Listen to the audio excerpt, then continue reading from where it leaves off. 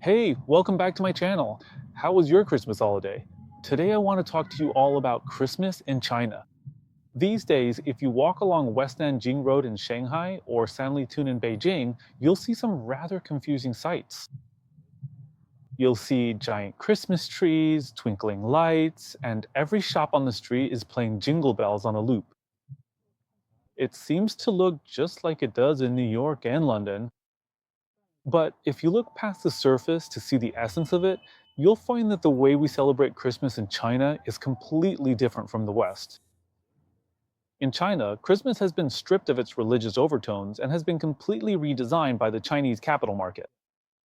It's become a carnival of romance and consumerism. I understand that for Westerners, Christmas is more about tradition, about family, and about the birth of Jesus. But for China's Gen Z, Christmas is more about the here and now.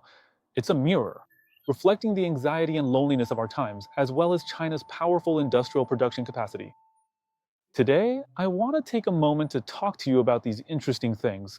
It's actually a fascinating story of how China has managed to co opt a global holiday and completely localize it in its own unique way.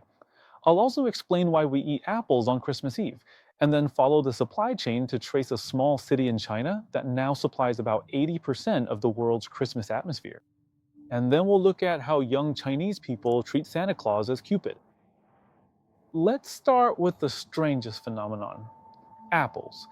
I think in Western countries, if you were to give your girlfriend an apple for Christmas, you'd most likely get dumped and be single again before New Year's Eve. But here, the apple is a serious cultural symbol of Christmas. Let me tell you a bit about the history. About 30 years ago, the practice of giving apples for Christmas simply didn't exist. It's a linguistic accident that evolved into a marketing miracle. Because the night before Christmas is called Pinganye in Chinese, and the Chinese word for apple is pingua. There's a pun in there, as you can hear, but the economic genius behind this is that it takes a bulk commodity and successfully turns it into a luxurious and expensive gift. A regular red Fuji apple costs just a few cents, but when you wrap it in colored paper, tie it with a ribbon, and put it in a fancy box, suddenly it can sell for 10 or even 20 US dollars. From a sociological perspective, modern urban Chinese people live in a sort of ritual vacuum. Traditional holidays, like the Spring Festival, for example, are too burdensome for us. Traditional holidays usually come with family pressure, interrogations about marital and work status, and a lot of complex social obligations.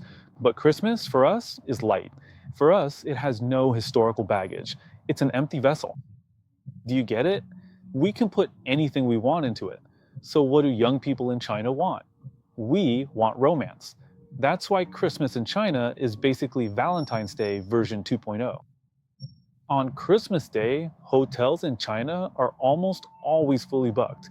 Prices at fine dining restaurants are on the rise.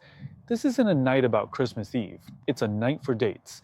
It's a celebration of individualism within a collectivist society. So now you can understand the real driving force behind Christmas. What truly drives its popularity in China isn't the church, but the shopping mall.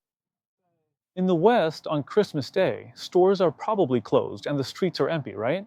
But in China, you probably can't imagine. This is absolutely the peak of the winter economy. The commercialization of Christmas in mainland China can be traced back to the 1990s, heavily influenced by Hong Kong.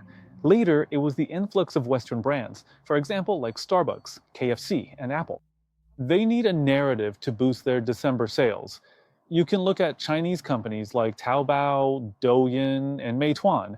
They don't promote Christmas as a religious event. Instead, they promote it as a shopping festival.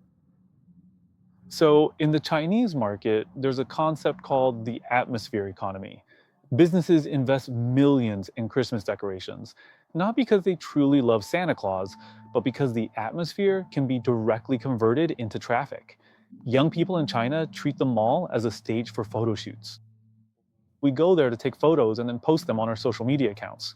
So, in reality, the Christmas tree isn't really a symbol of faith anymore. It's more like a decorative prop for a selfie background. So, if you really think about it, it seems that we've actually secularized what was once considered sacred. We've managed to turn a day that should be reserved for prayer and reflection into a day that's focused on boosting GDP. Isn't that, in the end, the ultimate victory of consumerism? But where do all these plastic Christmas decorations come from? This is actually the most ironic part of the story. The North Pole, it's not in the Arctic Circle, it's in China's Zhejiang province, in a city called Yiwu. Yiwu is known as the world's largest. In fact, Yiwu is the largest wholesale market for small commodities on Earth. According to data, about 80% of the world's Christmas products actually come from Yiwu.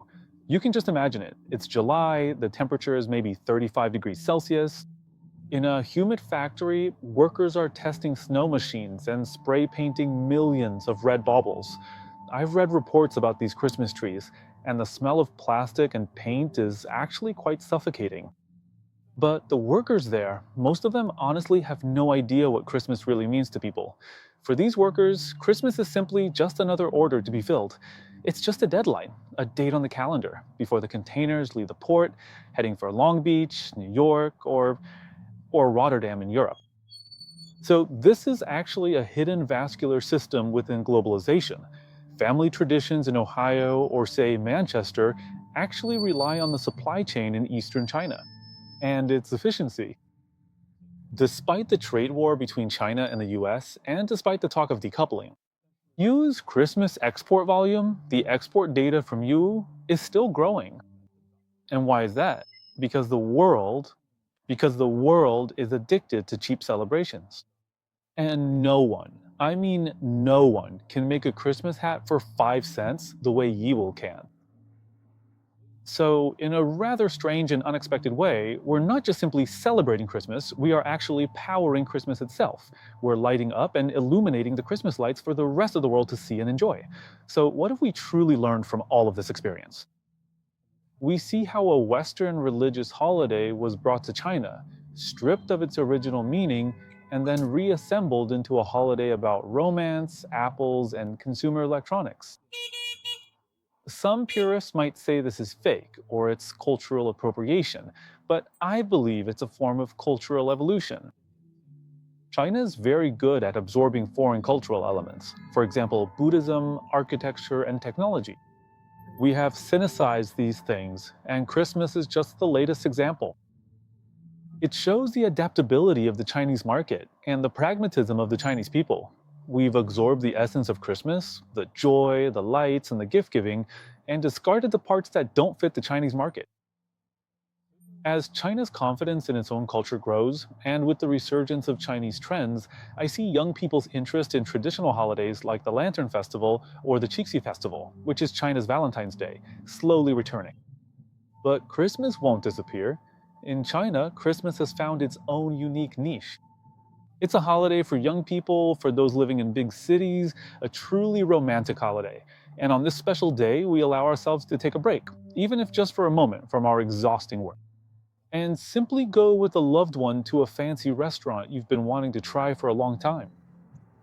So, whether you celebrate Christmas with turkey or spicy hot pot, whether you celebrate with prayer or a shopping spree, I wish you a Merry Christmas. I'm Gavin. Welcome to my channel, and I'll see you in the next video.